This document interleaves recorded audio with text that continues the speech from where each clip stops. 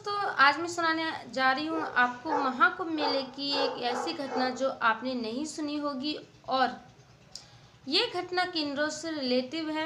आखिर ऐसा कौन सा पाप हो गया था उनसे जो जो नंक साधु हैं वो किन्नर की हत्या करने के लिए भी तैयार हो गए थे।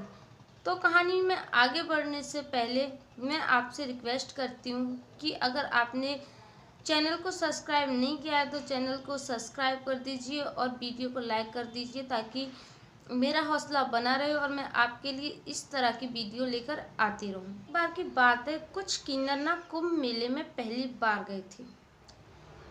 तो जो कुंभ मेले के नियम है उनसे वो अनजान थे।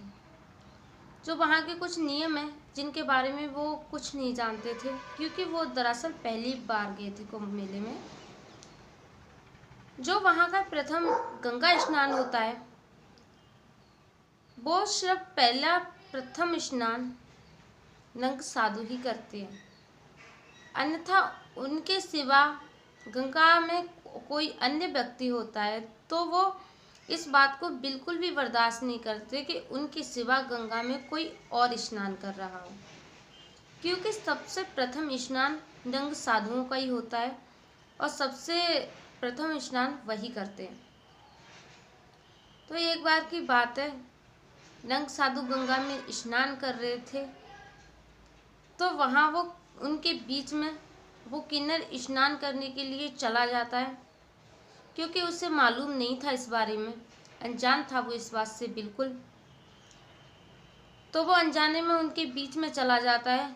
तो जब जो नंग साधु होते हैं उसे अपने बीच में देखते हैं तो उनका क्रोध इतना ज़्यादा बढ़ जाता है, इतना ज़्यादा बढ़ जाता है कि उनके हाथ में जो तैयार होता है, जो गड़ासी होती है वो था, तो वो उसका सिर काटने लगे।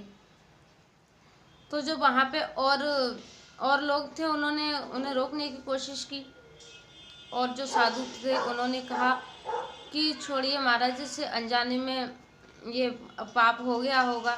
तो वो साधु इतना ज़्यादा क्रोधित हो गए थे, इतने ज़्यादा क्रोधित हो गए थे कि वो उसे बार बार उसकी गर्दन काटने को भाग रहे थे। तो वो जो किन्नर होता है ना वो बहुत ज़्यादा किन्नर होता है वो इतना ज़्यादा डर जाता है, घबरा सा जाता है, उसे घबराहट में कुछ भी समझ नहीं आता कि वो क्या करे। उस वक्त जब उसे कुछ समझ नहीं आता तो वहाँ से वो गंगा से निकल के भागने लगता है और भागते भागते उस जगह पहुँचता है जहाँ उसके साथ के और भी लोग थे। तो जब वो उससे पूछते हैं कि क्या हुआ जो तू इतना घबराया हुआ है और भागते भागते ऐसे हमारे पास आए हो, क्या बात है, कुछ मतलब कि कुछ क्या क्या गलती होगी जो कि बताओ, कुछ भी जो भी हुआ है हमें बताओ।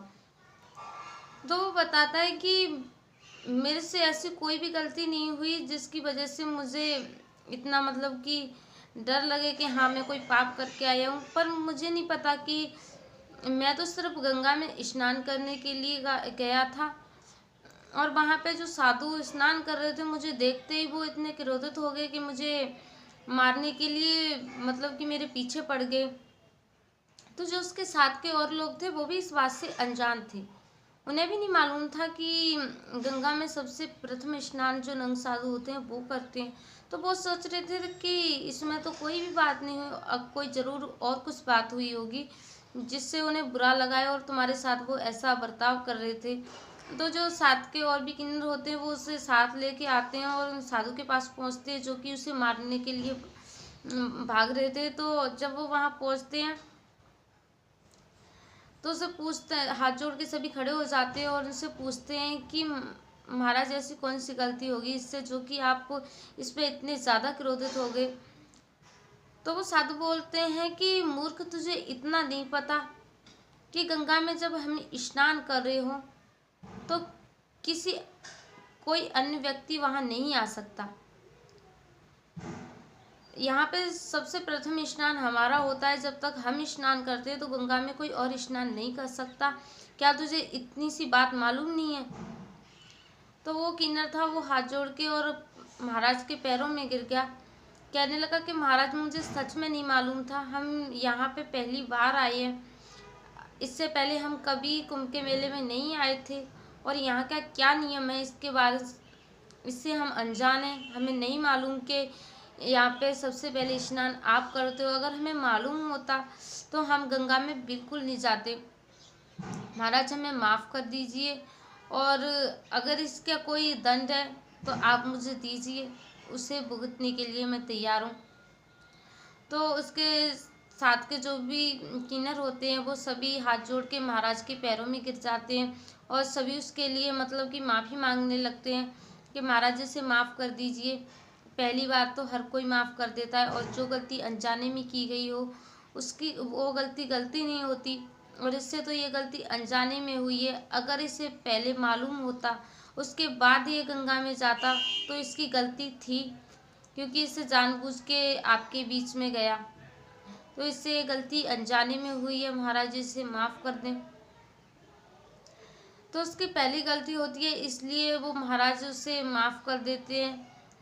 और ये बात सभी को मालूम होनी चाहिए कि जो गंगा का प्रथम स्नान होता है वो नंग साधुओं का ही होता है। जब वो स्नान कर रहे हो तो उस वक्त गंगा में किसी को नहीं जाना चाहिए। अगर उस वक्त कोई चला जाता है तो उनका क्रोध इतना बढ़ जाता है, इतना बढ़ जाता है कि वो मार पीट पर भी उतर जाते हैं। और कुंभ मेले में आपको भी पता होगा कि नंग साधुओं की कितनी ज़्यादा संख्या होती है, वहाँ सिर्फ वही दिखाई देते हैं, अन्यथा और भीड़ तो बाकी मामूली लगती है। सिर्फ वो पूरे महाकुंभ में सिर्फ वो नंग साधु ही दिखाई देते हैं, और अगर वो उस वक्त बिगड़ जाए तो वहाँ क्या कुछ नहीं हो सकता, इस बात का अंदाज़ा आप भी लगा सकते हैं। और उनके क्रोध से कितना कुछ हो सकता है, वो महाप्रलय भी ला सकते हैं। क्योंकि जो भी नंग साधु होते हैं उनके साथ कितने सारे और साधु होते हैं, जितनी भी संख्या होती है, अगर वो किसी बात को लेकर बिगड़ गए, उनका वहाँ पे अनादर हुआ या किसी कुछ ऐसा हुआ जिससे उन्हें अपमान महसूस हो, तो इस बात से वो कितना ज़्यादा क्रोधित हो सकते हैं, और उनके साथ के भी लोग ज़्यादा से ज़्यादा होते हैं, तो वहाँ पे महाप्रलय भी आ सकती है, वो कुछ भी कर सकते हैं।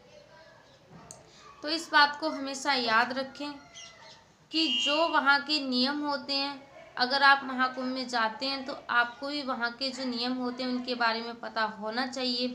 अगर कोई व्यक्ति पहली बार जाता है तो वो किसी और से, जो व्यक्ति पहले जा चुका हो, उससे पूछ सकता है कि वहाँ पे कैसे होता है, वहाँ मतलब कि जो दर्शन करने के लिए जाते हैं वहाँ के नियम क्या होते हैं, कैसे क्या होता है, वो किसी दूसरे व्यक्ति से भी ये जानकारी ले सकता है।